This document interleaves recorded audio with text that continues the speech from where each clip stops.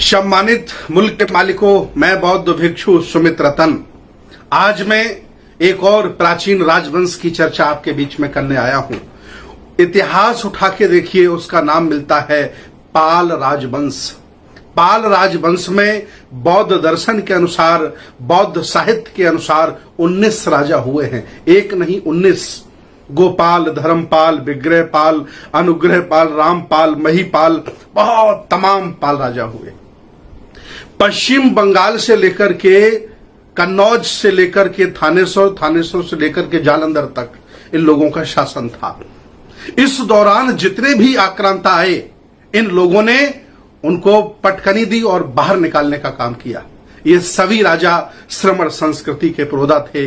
ये सभी राजा बुद्ध के अनुयायी थे। ये सभी राजा श्रमण परंपरा के मानने वाले थे। ये सभी राजा समता में विश्वास करते थे।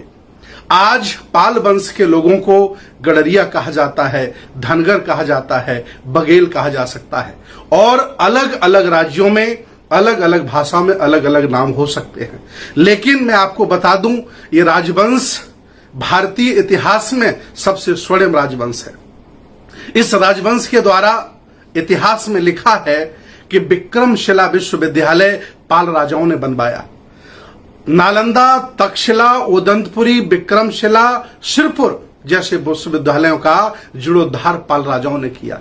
पाल राजाओं ने इस देश को बहुत कुछ देने का काम किया है। लेकिन आज ये पाल वंश, ये खानदान, ये धर्मपाल का खानदान, उनका खान पर वंश जिन लोगों के सामने गिड़गिड़ा रहा है।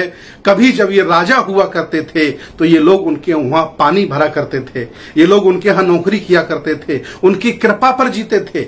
इसलिए देश भारत के अल्पजनों ने, देश भारत के मनुवादियों ने, ब्राह्मणों ने इस पाल वंश का काम क्या दिया? चराइए आप जानवर, भेड़ें चराइए आप, गडरिया कहकर के अपमानित किया।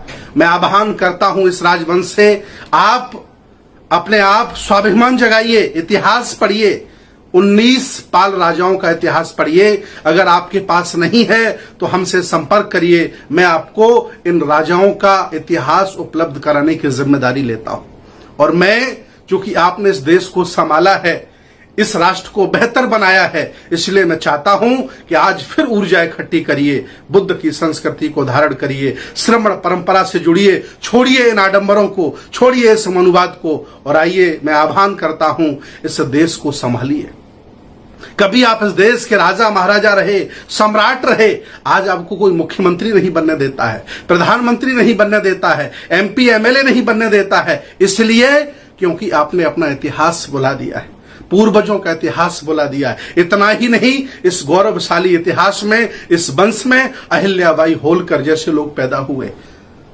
अहिल्याबाई होलकर के घर में जब कोई पुरुष नहीं बसता है तो अंग्रेज उसे कैद में रखना चाहते हैं, उसे पकड़ना चाहते हैं। लेकिन अहिल्याबाई होलकर ने कसम खाई थी कि कभी भी गोरे ये मेरे शरीर से हाथ नहीं लगा सकते हैं।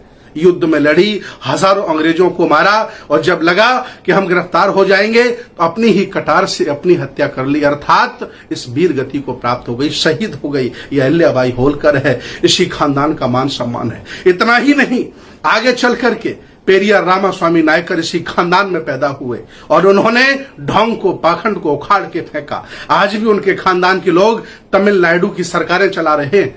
मैं आह्वान करता हूं इस राजवंश से, पूरे देश में है, ऐसी कोई जगह नहीं है, ऐसी कोई ब्लॉक नहीं, ऐसी कोई विधानसभा नहीं, ऐसा कोई जिला नहीं जब पाल, धनगर, गडरिया समाज के लोग, बघेल समाज के लोग नहीं रहते। आओ, ये देश आपको पुकार रहा है, आओ, एक श्रमण आपको पुकार रहा है, और पुराने गौरव को पहचानो, अपने इतिहास को जानो, अपने पुरखों को पहचानो। आपके पुरखा किसको मानते थे और आप किसको मानते हैं?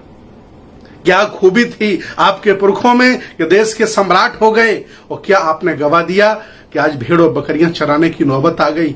नहीं, इतिहास पहचानो, पुरखों की विरासत को जानो। आज नहीं कल एक दिन फिर आप देश के शासक बनोगे। आओ मेरे पुराने बौद्धों, आओ पाल समाज के राजा महाराजाओं, आओ। ये देश, ये बुद्ध की संस्कृति आपकी तरफ निहार रही है, आपको पुकार रही है। बहुत बहुत साधुवाद, बहुत बहुत धन्यवाद। मैं पाल समाज के, धनगर समाज के, गडरिया समाज के सभी राजा महाराजाओं से निवेदन करता हूं कि इस वीडियो को वो शेयर करें ताकि सभी लोग जान पाएं कि गौरवशाली प्राचीन पाल वंश कितना ऐतिहासिक था और उसने भारत को क्या दिया। बहुत बहुत धन्यवाद।